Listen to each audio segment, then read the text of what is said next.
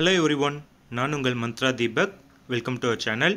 So TNPSC group 4க்கான memo வந்து TNPSC just now release பண்ணியிருக்காங்க. ஸோ அது எப்படி பார்க்கணும், உங்களுக்கு எந்த டேட்டில் கவுன்சிலிங் வரும் அப்படிங்கிற டீட்டெயில்ஸ் நம்ம இந்த வீடியோவில் பார்க்க போகிறோம்.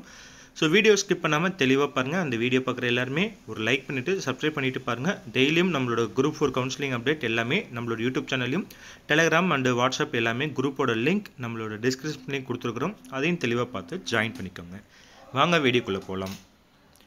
ஸோ ஃபஸ்ட் ஒன், டிஎன்பிஎஸ்சி டைரெக்டாக நீங்கள் உள்ளே இது பண்ணும்போது உங்களுக்கு ரெக்யூர்மெண்ட் அப்படிங்கிற அந்த பேஜுக்கு போனீங்க அப்படின்னா அதில் பர்டிகுலராக வந்து உங்களுக்கு டீட்டெயில்ஸ் கொடுத்துருப்பாங்க. ஓகே, இல்லை ஹோம் பேஜை நீங்கள் கிளிக் பண்ணிக்கோங்க.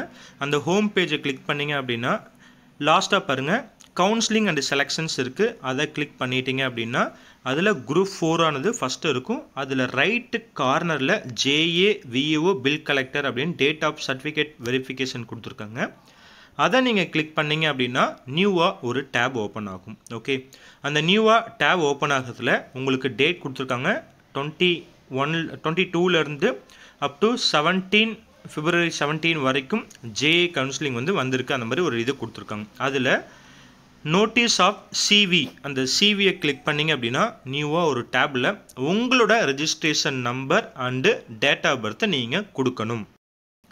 ஸோ அந்த மாதிரி கொடுத்துட்டிங்க அப்படின்னா நியூவாக வந்து உங்களுக்கு ஒரு பிடிஎஃப் ஓப்பன் ஆகும், நியூவாக ஒரு காலம் ஓப்பன் ஆகும். அதில் டிஎன்பிஎஸ்சி குரூப் 4க்கான அந்த டேட் சம்திங் இதெல்லாம் கொடுத்துருப்பாங்க.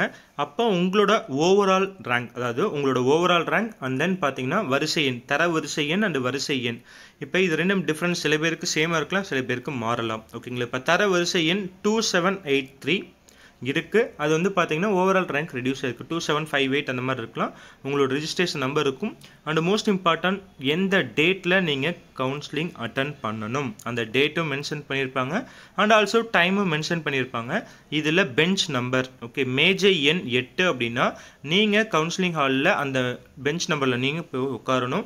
அதுக்கப்புறம் உங்களோட சர்டிஃபிகேட்டை வந்து வெரிஃபை பண்ணிவிட்டு வேற இன்னொரு ஹாலுக்கு அனுப்பிச்சுடுவாங்க. அங்கே நீங்கள் ஆர்டர் வைஸ் உட்கார்ந்துருந்து தான் டிபார்ட்மெண்ட்டை செலக்ட் பண்ண முடியும். ஓகே, ஸோ இப்போ நிறையா அதர் டிஸ்ட்ரிக்ட் இருக்கிறவங்களாம் ட்ரெயின் டிக்கெட் புக் பண்ணணும்னா நீங்கள் ப்ரீவியஸாகவே பார்த்து புக் பண்ணிக்கோங்க.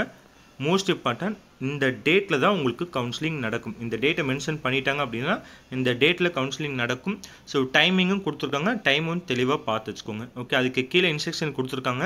என்னென்ன டாக்குமெண்ட் எடுத்துகிட்டு போகணும்னு நிறைய பேருக்கு டவுட் இருக்கும். நீங்கள் சிவி அப்லோட் பண்ணும்போது என்னென்ன டாக்குமெண்ட் கொண்டு போனீங்களோ அது எல்லாமே கம்ப்ளீட்டாக நீங்கள் கொண்டுட்டு போகணும். Original and also xerox copy எல்லாமே எடுத்துக்கோங்க.